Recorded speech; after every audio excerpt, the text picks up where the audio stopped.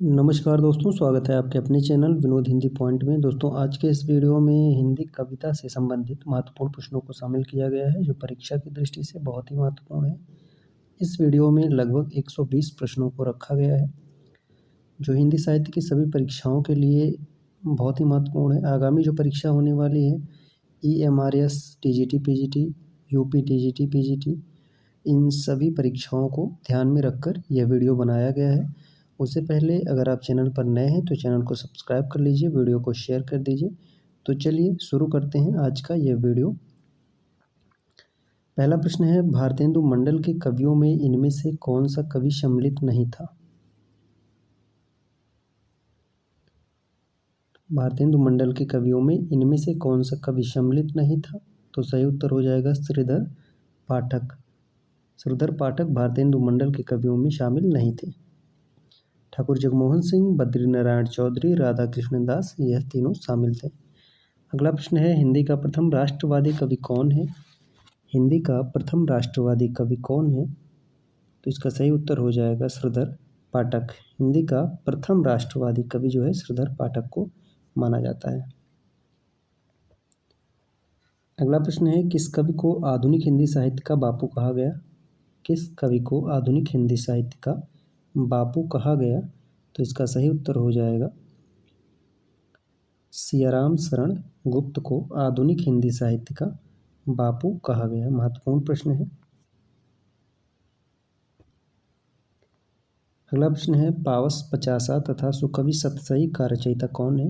पावस पचासा तथा सुकवि सतसई, इसका सही उत्तर बताइए कौन सा हो जाएगा? इसका सही उत्तर है अंबिका दत्त व्यास। अंबिका दत्त व्यास की यह रचना है पावस पचासा और सुकवि सतसई। 120 प्रश्नों में से आपके कितने प्रश्न सही हो रहे हैं, कमेंट करके ज़रूर बताएं। हिंदी कविता में जितने भी महत्वपूर्ण प्रश्न आते हैं, उन सभी प्रश्नों को इस वीडियो में रखा गया है।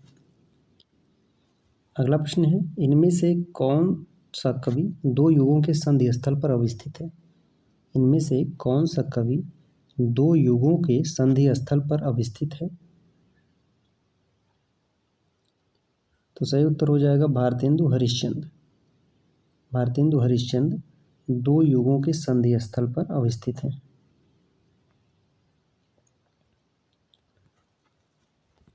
अगला प्रश्न है, मौर्य विजय का रचयिता कौन है? मौर्य विजय का रचयिता कौन है? मौर्य विजय का रचयिता कौन है? तो सही उत्तर हो जाएगा सियाराम शरण गुप्त। मौर्य विजय जो है सियाराम शरण गुप्त की रचना है। इसके साथ साथ इनका अनाथ, दुर्वादल, विषाद, उन्मुक्त, नकुल, मृडमयी, ये सभी रचनाएं जो है सियाराम शरण गुप्त की हैं। अगला प्रश्न, किस कवित्री को हिंदी के विशाल मंदिर की वीणा पाणी कहा गया है? किस कवित्री को हिंदी के विशाल मंदिर की वीणा पाणी कहा गया है? तो हिंदी के विशाल मंदिर की वीणा पाणी महादेवी वर्मा को कहा गया है, जो छायावाद के चारों स्तंभ हैं उनमें से एक बहुत महत्वपूर्ण कवित्री हैं छायावाद की। परीक्षा में आप UP, TGT, PGT, EMRS या हिंदी साहित्य की कोई भी परीक्षा देने जा रहे हैं तो महादेवी वर्मा को जरूर पढ़कर जाएं। इनसे संबंधित प्रश्न परीक्षा में अवश्य पूछे जाते हैं। अगला प्रश्न है, प्रकृति के सुकुमार कवि विशेषण किस कवि के लिए प्रयुक्त होता है? आसान प्रश्न है। सुमित्रा नंदन पंत प्रकृति के सुकुमार कवि के नाम से जाने जाते हैं। अगला प्रश्न है, इनमें से किस रचनाकार की गणना छायावाद के प्रवर्तकों में से की जाती है? इनमें से किस रचनाकार की गणना छायावाद के प्रवर्तकों में से की जाती है? सही उत्तर हो जाएगा मुकुटधर पांडे। मुकुटधर पांडे की जो है गणना छायावाद के प्रवर्तकों में से की जाती है।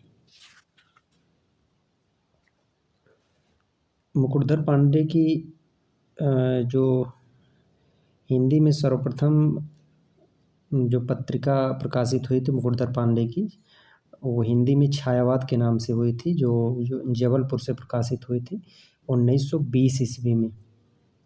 ठीक है। और छायावाद शब्द का जो प्रथम प्रयोक्ता माना जाता है वह मुकुटधर पांडे को माना जाता है। अगला प्रश्न, यामा किस रचनाकार की कृति है? यामा किस रचनाकार की कृति है? आसान प्रश्न है। महादेवी वर्मा। यामा पर महादेवी वर्मा को जो है ज्ञानपीठ पुरस्कार प्राप्त हुआ था। उनकी और रचनाएं हैं निहार, रश्मि, नीरजा, सांध्य गीत। ठीक है। यामा जो है 1940 ईस्वी में लिखा गया था। अगला प्रश्न है, प्रेम सरोवर, प्रेम माधुरी तथा प्रेम फुलवारी किस कवि की कृतियां हैं? प्रेम सरोवर, प्रेम माधुरी तथा प्रेम फुलवारी किस कवि की कृतियां हैं?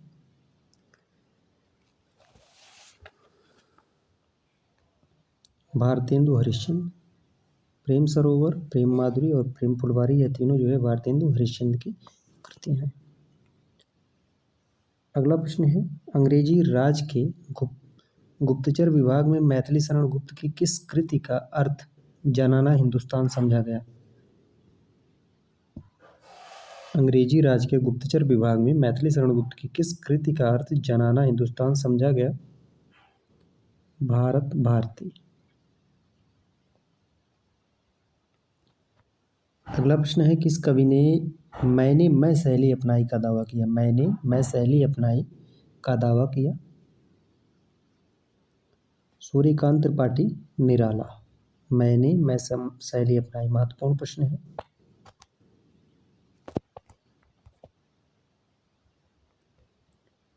अगला प्रश्न है, परिमल और अनामिका का रचयिता कौन है? परिमल और अनामिका का रचयिता कौन है?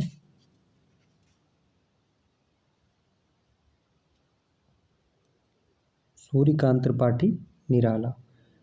निराला ने कवित्व को हिंदी का जातीय छंद भी कहा है। ठीक है। निराला ने कवित्व को हिंदी का जातीय छंद भी कहा है।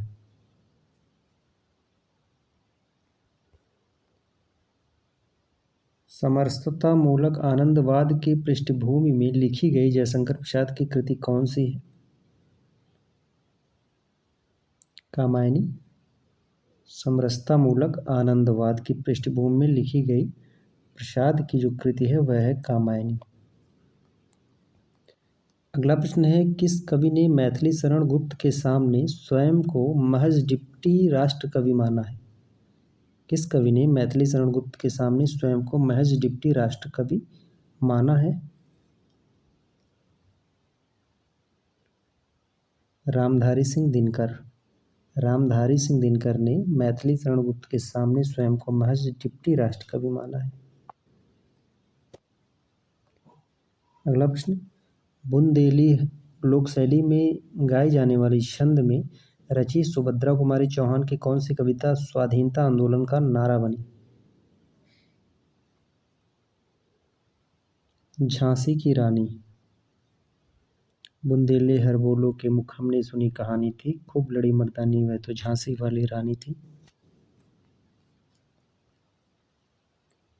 अगला प्रश्न, किस कवि को सहजता का कवि कहा जाता है? किस कवि को सहजता का कवि कहा जाता है?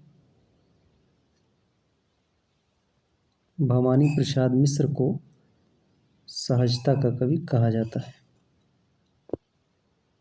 अगला प्रश्न है, महादेवी वर्मा की यामा में कितनी कृतियां सम्मिलित हैं? महादेवी वर्मा की यामा में कितनी कृतियां सम्मिलित हैं? सही उत्तर 4।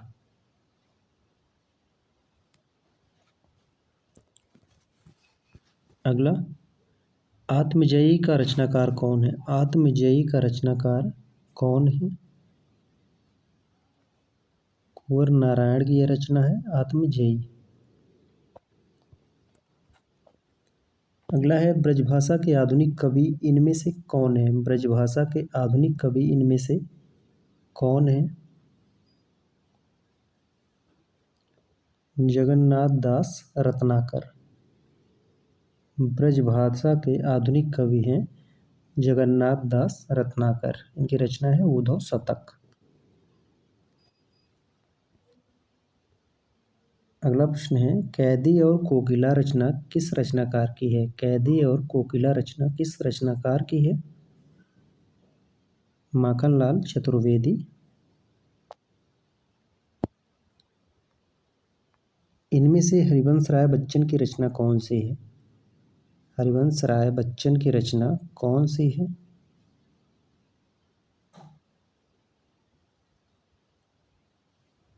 तो ये जो चारों रचनाएं हैं ये हरिवंश राय बच्चन की हैं। ठीक है, मधुशाला, मधुबाला, मधुकलश, निशा निमंत्रण, ये सभी हरिवंश राय बच्चन की रचनाएं हैं। अगला है, आंसू की बालिका किस कवि की रचना है? आंसू की बालिका किस कवि की रचना है? सुमित्रा नंदन पंत। आधुनिक हिंदी में राम काव्य का लोकप्रिय प्रबंध काव्य कौन सा है? आधुनिक हिंदी में राम काव्य का लोकप्रिय प्रबंध कौन सा है? तो सही उत्तर हो जाएगा साकेत। यह मैथिली शरण गुप्त की रचना है, इसमें कुल 12 सर्ग हैं। अगला प्रश्न है, मनुष्यों की मुक्ति की तरह कविता की भी मुक्ति है, यह कथन किसका है? मनुष्यों की मुक्ति की तरह कविता की भी मुक्ति है, यह कथन किसका है? तो इसका सही उत्तर हो जाएगा निराला का यह कथन है। निराला को ओज, औदात्य और विद्रोह का कवि भी कहा जाता है। अगला है, उर्वशी का रचनाकार कौन है? उर्वशी का रचनाकार कौन है? तो सही उत्तर हो जाएगा रामधारी सिंह दिनकर। उर्वशी के रचनाकार हैं रामधारी सिंह दिनकर। उर्वशी जयशंकर प्रसाद की भी कृति है, जो 1909 ईस्वी में लिखी गई थी, लेकिन विकल्प में जयशंकर प्रसाद नहीं है, इसलिए उर्वशी जो है सही उत्तर हो जाएगा रामधारी सिंह दिनकर। अगला है, चुभते चौपदे तथा चोखे चौपदे किस कवि की काव्य कृतियां हैं? चुभते चौपदे तथा चोखे चौपदे। सही उत्तर हो जाएगा अयोध्या सिंह उपाध्याय हरिऔध। अगला है, किस कवि को राष्ट्र कवि की उपाधि से विभूषित किया गया है? किस कवि को राष्ट्र कवि की उपाधि से विभूषित किया गया है? मैथिली शरण गुप्त।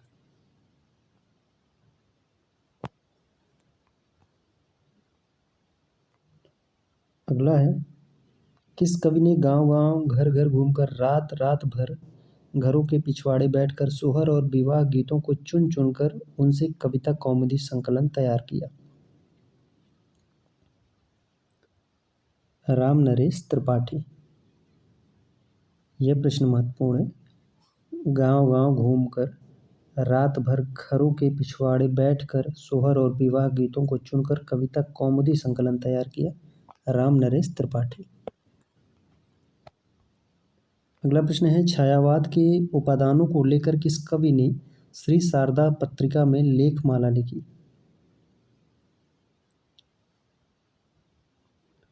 सही उत्तर हो जाएगा मुकुटधर पांडे। श्री शारदा पत्रिका में लेखमाला लिखी है मुकुटधर पांडे। अगला है, रोवहु सब मिली आवहु भारत कर, हाँ हाँ भारत दुर्दशा न देखी जाई, यह पंक्ति किसकी है? भारतेंदु हरिश्चंद्र।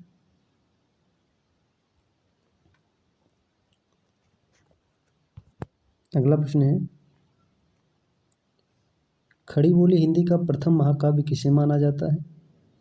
खड़ी बोली हिंदी का प्रथम महाकाव्य प्रिय प्रवास को माना जाता है। अयोध्या सिंह उपाध्याय हरिऔध द्वारा रचित है, 1914 ईस्वी। अगला है, हम कौन थे क्या हो गए और क्या होंगे अभी, यह पंक्ति किसकी है? हम कौन थे क्या हो गए और क्या होंगे अभी, मैथिली शरण गुप्त की यह पंक्ति है। हम कौन थे, क्या हो गए और क्या होंगे अभी, आओ बैठ कर विचारें समस्याएं सभी। अयोध्या सिंह उपाध्याय हरिऔध किस युग के कवि हैं? अयोध्या सिंह उपाध्याय हरिऔध किस युग के कवि हैं? द्विवेदी युग। किस कवि ने खड़ी बोली के साथ साथ ब्रजभाषा में काव्य रचना नहीं की? खड़ी बोली के साथ साथ ब्रजभाषा में काव्य रचना नहीं की? महादेवी वर्मा।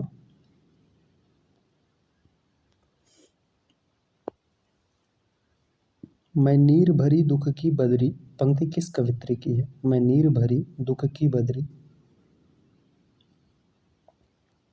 महादेवी वर्मा की यह पंक्ति है। अगला प्रश्न है, गीत फरोश किसकी रचना है?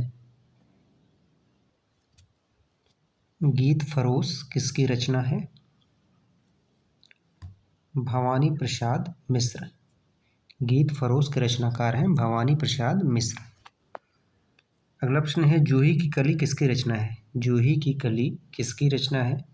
तो सही उत्तर हो जाएगा सूर्यकांत त्रिपाठी निराला। जूही की कली को महावीर प्रसाद द्विवेदी ने अपने संपादक कार्य से हटा दिया था इस 1916 ईस्वी में। यह कविता सूर्यकांत त्रिपाठी निराला ने लिखी थी और इनकी जो है अंतिम कविता है पत्रोत्कंठित जीवन का विष बुझा हुआ। ठीक है। और प्रथम काव्य संग्रह सूर्यकांत त्रिपाठी निराला का अनामिका है।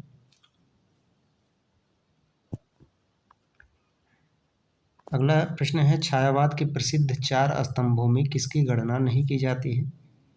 छायावाद के जो प्रसिद्ध 4 स्तंभ हैं, जयशंकर प्रसाद, महादेवी वर्मा, सुमित्रा नंदन पंत, सूर्यकांत त्रिपाठी निराला, रामकुमार वर्मा की गणना नहीं की जाती है। रामकुमार वर्मा की गणना छायावाद की लघुत्रयी में की जाती है। ठीक है। भगवती चरण वर्मा, महादेवी वर्मा, रामकुमार वर्मा, इन तीनों की जो गणना है छायावाद की लघुत्रयी में की जाती है। तीनों के नाम के आगे वर्मा वर्मा है, यह एक ट्रिक के माध्यम से आप याद कर लीजिए। महादेवी वर्मा, रामकुमार वर्मा और भगवती चरण वर्मा। अगला प्रश्न है, निराला की पहली काव्य रचना कौन सी है? निराला की पहली काव्य रचना कौन सी है?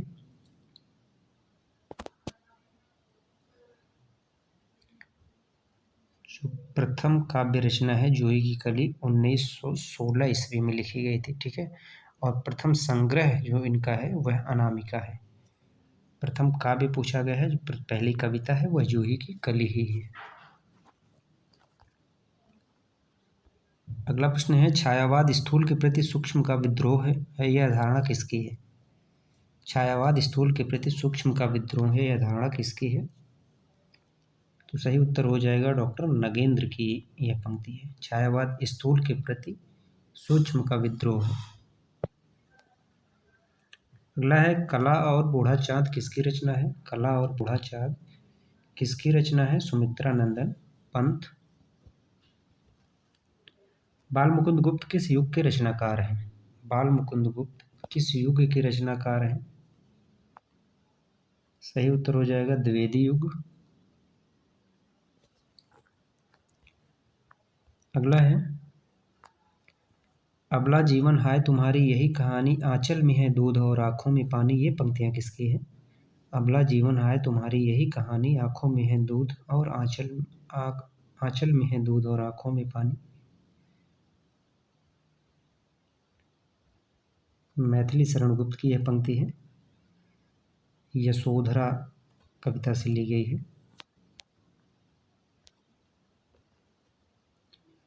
सांध्य काकली का रचयिता कौन है? सांध्य काकली के रचयिता कौन है? सूर्यकांत त्रिपाठी निराला। इस वीडियो में जितने भी कविता से महत्वपूर्ण प्रश्न बन रहे हैं उन सभी प्रश्नों को रखा गया है। आप वीडियो पूरा देखिएगा, बहुत ही महत्वपूर्ण प्रश्न है। अगला प्रश्न है, कुरुक्षेत्र किसकी रचना है? झारखंड पीजीटी की परीक्षा में लगा हुआ था। रामधारी सिंह दिनकर। निराला द्वारा रचित प्रसिद्ध शोक गीत कौन सा है? सरोज स्मृति। और प्रथम शोक गीत की बात की जाए तो आंसू को माना जाता है। अगला है प्रेम और मस्ती की काव्यधारा का कवि कौन है? प्रेम और मस्ती की काव्यधारा का कवि कौन है? हरिवंश राय बच्चन। हालावाद के प्रवर्तक के रूप में इन्हें जाना जाता है। अगला प्रश्न है महाप्राण की उपाधि किस कवि के नाम से के साथ जोड़ी जाती है? महाप्राण सूर्यकांत त्रिपाठी निराला। इनका एक और नाम है गरगज सिंह। अगला प्रश्न है सखा श्री कृष्ण के गुलाम राधा रानी के किस रचनाकार की पंक्ति है? सखा श्री कृष्ण के गुलाम राधा रानी के किस रचनाकार की पंक्ति है? भारतेंदु हरिश्चंद्र।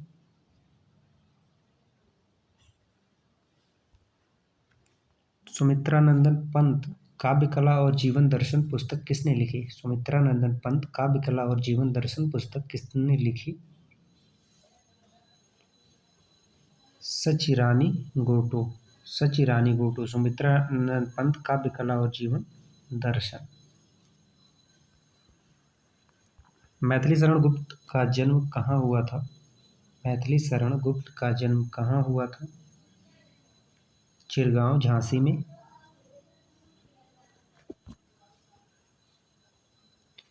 निराला से बढ़कर स्वच्छंदतावादी कवि हिंदी में कोई नहीं है, यह कथन किसका है? निराला से बढ़कर स्वच्छंदतावादी कवि हिंदी में कोई नहीं है, यह कथन किसका है?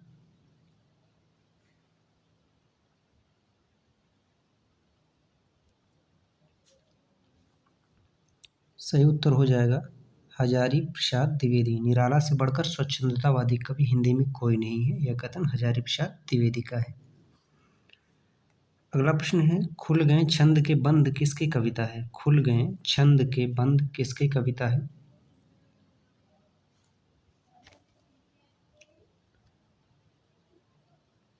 सुमित्रानंदन पंत।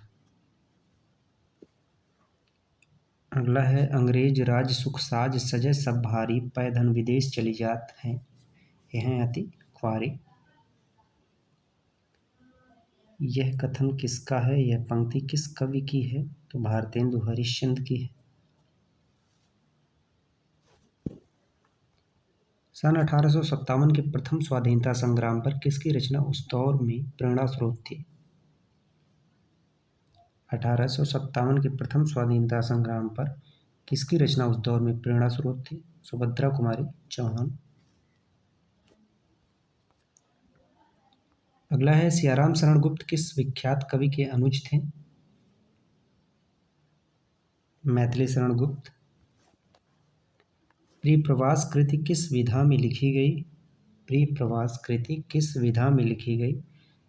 खड़ी बोली का प्रथम महाकाव्य माना जाता है। अयोध्या सिंह उपाध्याय हरिऔध द्वारा लिखा गया यह प्रबंध काव्य है। अगला प्रश्न है जयशंकर प्रसाद के किस कृति को छायावाद की प्रथम प्रयोगशाला कहा जाता है?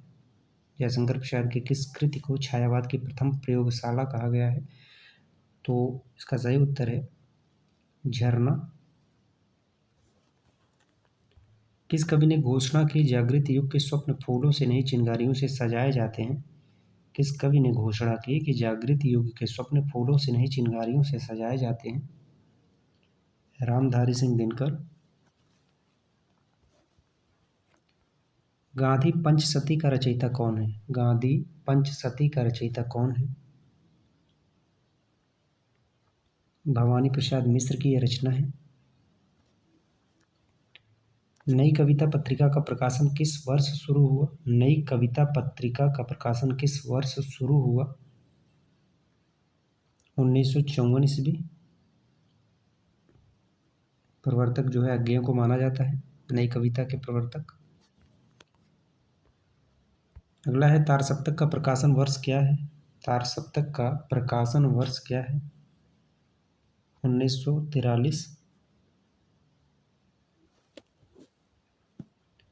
कभी कुछ ऐसी तान सुनाओ जिससे उथल पुथल मच जाए, एक हिलोर इधर से आए, एक हिलोर उधर से आए। इन पंक्तियों के रचयिता का नाम क्या है? बालकृष्ण शर्मा नवीन की ये पंक्तियां हैं। अज्ञेय और आधुनिक रचना की समस्या किसकी पुस्तक है? अज्ञेय और आधुनिक रचना की समस्या किसकी पुस्तक है?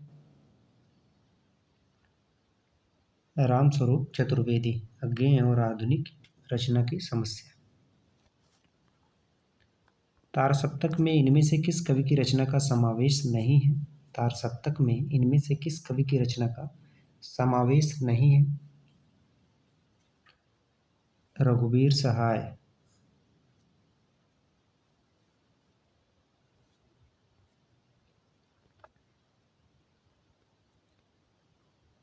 इस करुणाकलित हृदय में अब विकल रागिनी बजती क्यों, हाहाकार स्वरों में वेदना असीम गरजती। इन पंक्तियों में जयशंकर प्रसाद की किस कृति का आरंभ हुआ?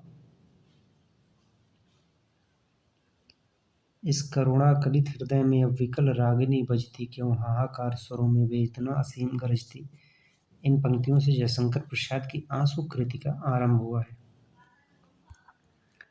तुम वहन कर सको जन मन में मेरे विचार, वाणी मेरी चाहिए तुम्हें क्या अलंकार। उपयुक्त पंक्तियां किसकी है?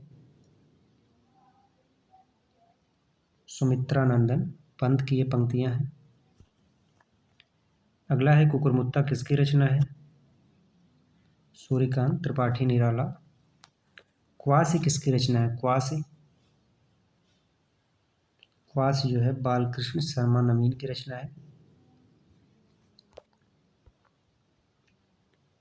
अगला है इनमें से विजय देव नारायण शाही की कृति कौन सी है? विजय देव नारायण शाही की कृति कौन सी है?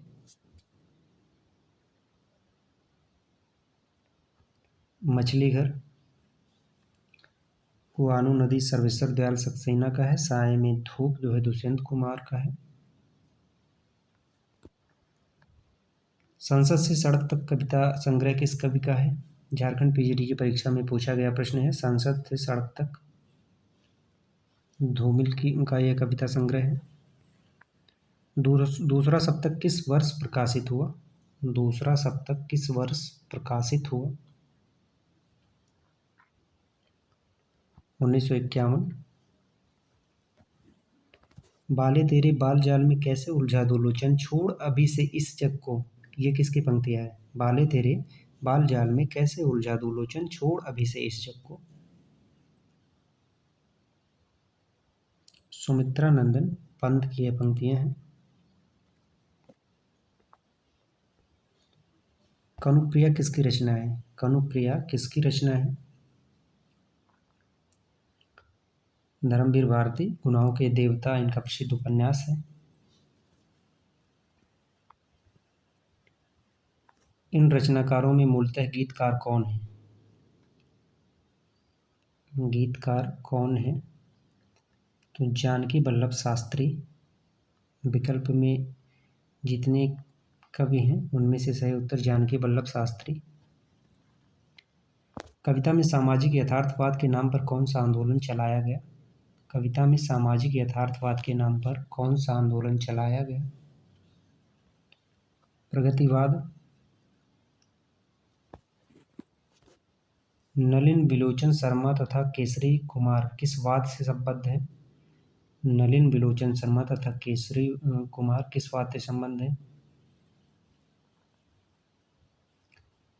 नकेनवाद।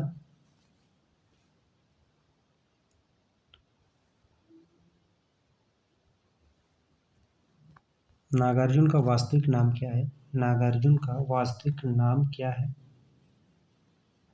वैद्यनाथ मिश्र यात्री के नाम से भी कविता करते थे। भवानी प्रसाद मिश्र की रचनाएं अज्ञेय द्वारा संपादित किस सप्तक में संकलित है?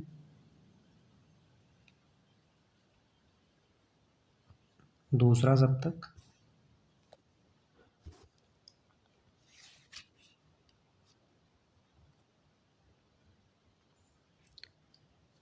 दूसरा सप्तक के जो कवि हैं शमशेर बहादुर सिंह, भवानी प्रसाद मिश्र, शकुंतला माथुर, हरिनारायण व्यास, नरेश मेहता, धर्मवीर भारती और रघुवीर सहाय।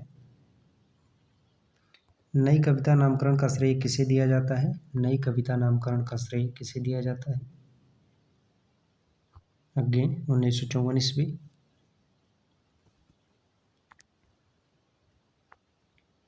सन 1965 ईस्वी में किस कवि के संपादन में प्रकाशित प्रारंभ कविता संकलन से कविता का दौर शुरू हुआ?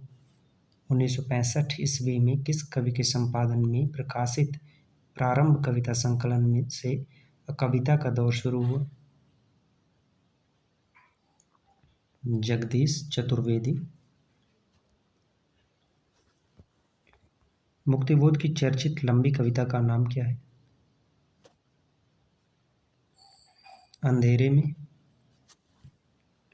नई कविता पत्रिका कहाँ से प्रकाशित हुई थी? नई कविता पत्रिका कहाँ से प्रकाशित हुई थी? इलाहाबाद।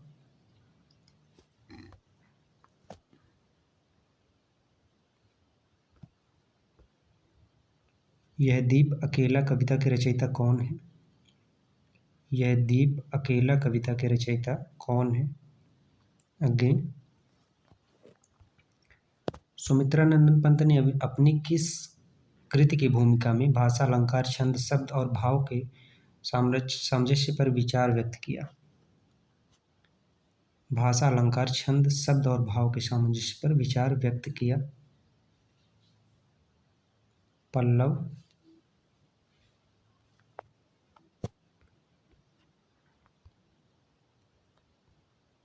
चांद का मुंह टेढ़ा है काव्य संग्रह किसका है? मुक्तिबोध का है। दुख सबको मांझता है किस कवि का कथन है? दुख सबको मांझता है अज्ञे का। हल्दी घाटी किसकी रचना है? हल्दी घाटी किसकी रचना है? श्याम नारायण पांडे की रचना है।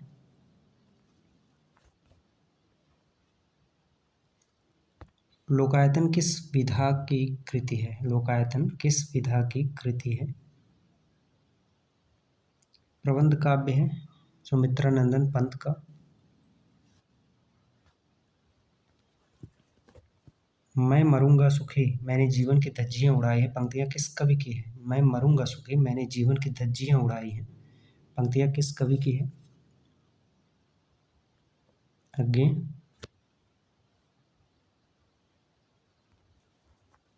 अज्ञे द्वारा संपादित तार सप्तक श्रृंखला में कितने सप्तक प्रकाशित हुए?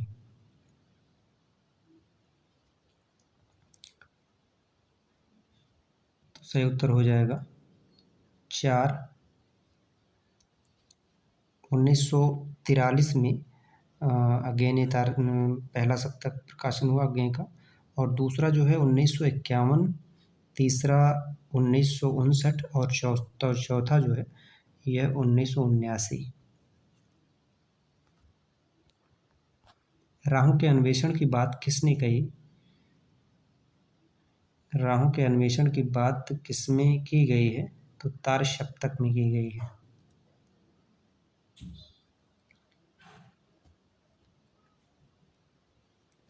कभी कभी प्रश्न पूछा जाता है रामों के अन्वेषण की बात किसने कही? तो अज्ञे ने कही है और तार सप्तक में कही गई है।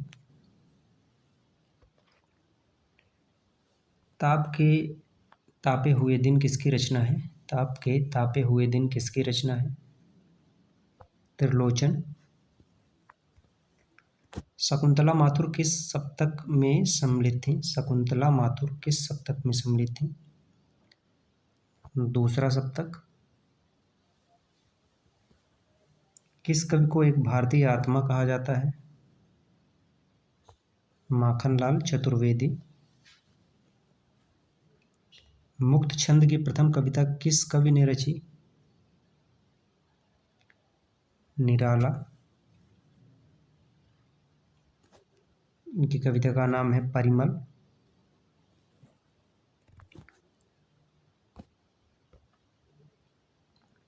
आधुनिक हिंदी कविता में किस कवि को बैठे ठाले का धंधा कहा गया है? प्रयोगवाद। और यह किसने कहा है? तो नंद दुलारे वाजपेयी ने। अगला है समरस थे जड़िया चेतन सुंदर साकार बना था चेतनता एक विलसती अखंड आनंद अखंड घना था। ये पंक्तियां जयशंकर प्रसाद की किस काव्य कृति की हैं? कामायनी। समरस थे जड़िया चेतन सुंदर साकार बना था चेतनता एक विलसती आनंद अखंड घना था। अगला है नई कविता के प्रतिमान पुस्तक का लेखक कौन है? नई कविता के प्रतिमान पुस्तक के लेखक कौन है? लक्ष्मीकांत वर्मा। और कविता के नए प्रतिमान, यह नामवर सिंह का है। नई कविता के प्रतिमान लक्ष्मीकांत वर्मा का है और कविता के नए प्रतिमान नामवर सिंह का है। अगला है सूर्यकांत त्रिपाठी निराला की बहुचर्चित व्यंग्य प्रधान कविता कौन सी है? कुकुर मुत्ता। इसमें शोषण और शोषित वर्ग का वर्णन किया गया है।